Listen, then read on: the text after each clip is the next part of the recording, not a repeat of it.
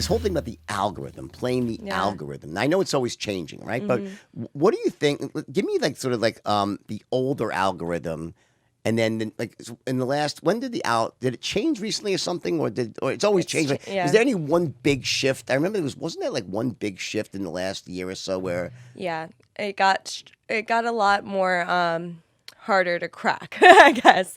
But so with that, fucking computers get smarter and smarter. they're so smart. I know. Well, together I think we could. Let's I'm pretty break smart. it. Yeah. Collaborations are the best way to grow Right, I too. know, yeah. Honestly, like out of anything you could ever do, collaborate, because whether it's with your business, whether it's with influencers or like entertainers, like collaboration. Right.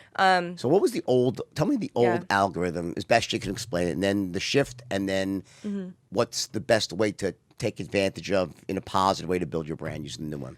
Yeah, so old algorithm gave you access to a lot more of your audience. So any post that you would do, you would reach a higher percentage of the audience that actually followed you, and you had a lot more likelihood to reach the what's the page called? Discover page, which it used to be called, or Explore page. So then you have more reach to newer audiences that don't yet know about you. So if your post is performing really well, you were more likely to reach the Explore page, which reached more people. So you had a lot more room for growth that way. That's why growing on different platforms that have already been around for a while is a lot more difficult, because there's already so much content out there that you're competing against every single day. I don't know the numbers that are uploaded, but we can only imagine, right? Yeah, it's massive. And growing. Yeah, which great for the platforms, but makes it harder for newer people coming on, or newer brands. So that's why, you always hear it's great to really jump on the new platforms. Like TikTok's still fairly new. It's great, though. It's smart because you're able to reach so much more of an audience and, reach the Explore pages, be the number one that you see on a hashtag. And there's a lot of content being uploaded there. But if you're getting views, like the way a lot of these algorithms work, with TikTok, I noticed it seems like, and I don't know for sure because I'm not behind the scenes. It's only by what you see and what you witness. But for me, it's, all right, if I'm getting a lot of views all at once and comments, like great engagement, TikTok sees that as a post that's doing well and it's great content. So other audiences should see it. So, but with Instagram, it's more of like, what your audience is liking most and commenting on. So if your specific audience isn't engaging as much, then you're not going to reach a new audience. But TikTok still gives you ability to reach new audience. So it sounds confusing, but it makes sense. So I'm just like, all right, on Instagram, I need to create content that my audience there loves, which is great. It makes sense. It's what you should be doing anyway. But it's a little frustrating because you're not reaching that new audience that gives you growth. So with newer brands, I would say it's so important just to be on the really new platforms, because you could post something and then go viral all of a sudden. Really good luck with that with Instagram. Like on these newer platforms, it's just, I feel like it's, you hop on a trend or a hashtag that people are using. It's all about the trends on TikTok, like the different hashtags that are going on at the time. And you can even just go on the page and just see the hashtags. And then you create content according to that hashtag, and you're going to get reach, and people are going to discover, your videos or your profile.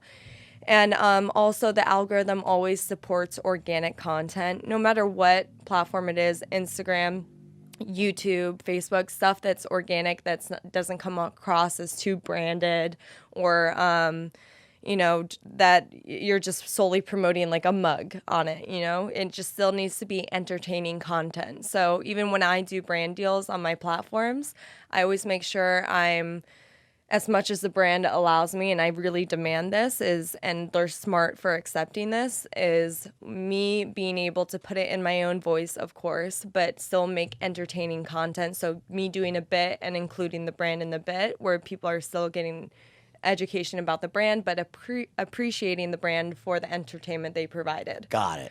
Right. Not just saying, I represent this. Yeah, no, yeah. And that's not going to, your audience isn't going to appreciate you for doing that. They're not going to appreciate the brand for doing that. Sure. It's not successful for anybody just doing things that way.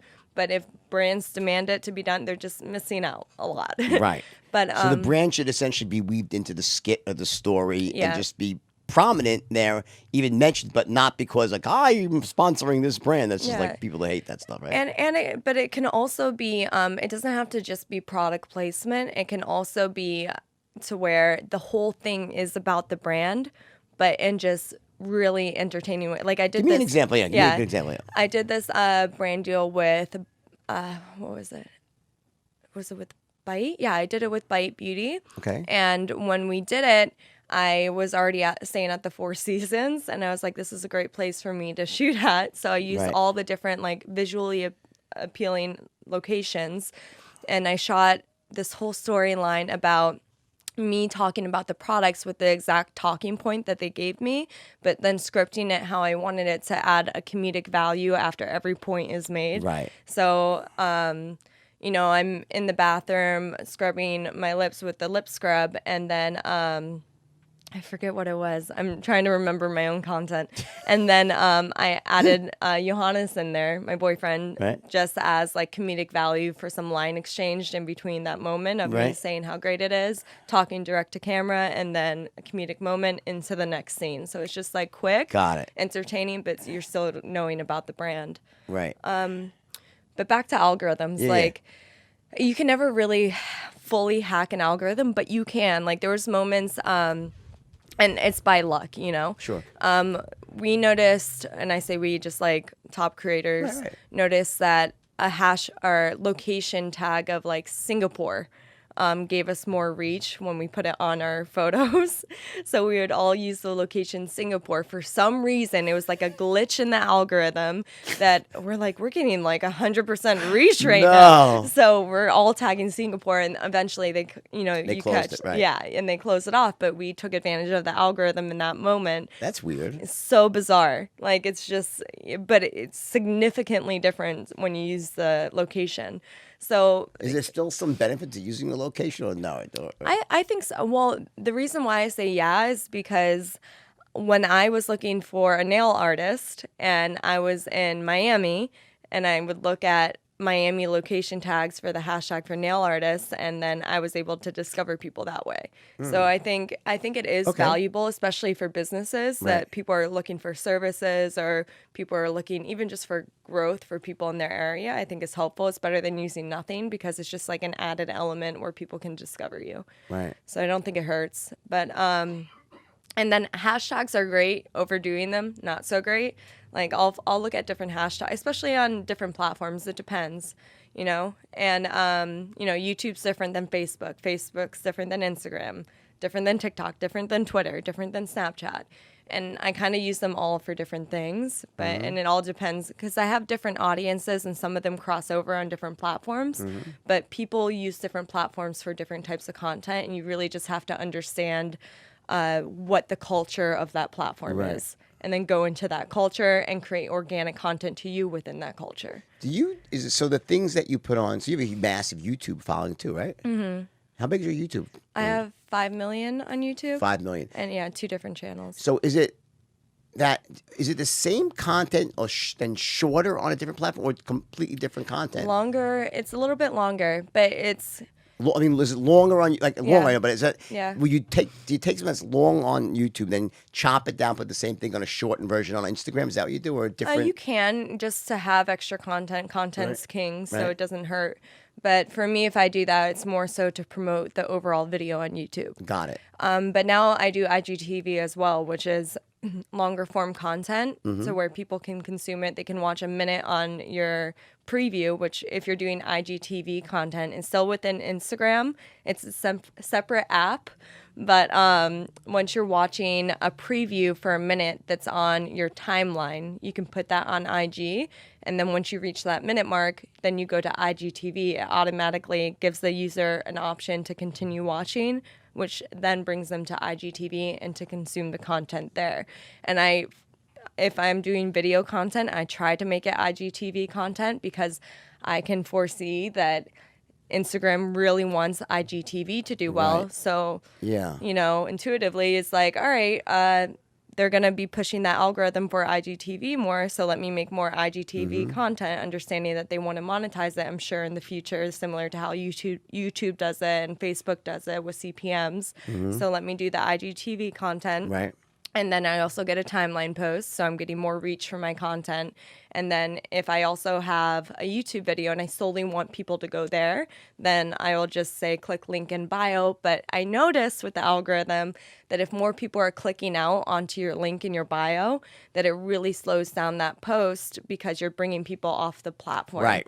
So it's just like, it's almost That's what I would think, right? Yeah. So they want people to stay on so they can then sell an ad to someone, right? So anytime you bring someone off the platform, I would assume it reduces reach, right? Yeah, I mean, it's smart. If I was a branded I would do the right? same. Of course, but then again, it could backfire because people use that to build an audience that they can sell and market to. Right, yeah.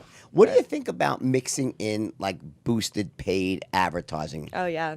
Do it. I mean, I don't do it for myself, for my organic content, but if a brand is doing branded content with me, I tell them to always, put paid marketing behind it, push it, because that's what's going to get you reach to your exact demographic that you want, and you can really target audiences that way. If you want 18 to 24, if you want all female, then push that out even more to that specific audience, and that's going to give more reach. But wait until that post has its organic reach already and then boost it, because you're going to get way more reach out of your paid advertising.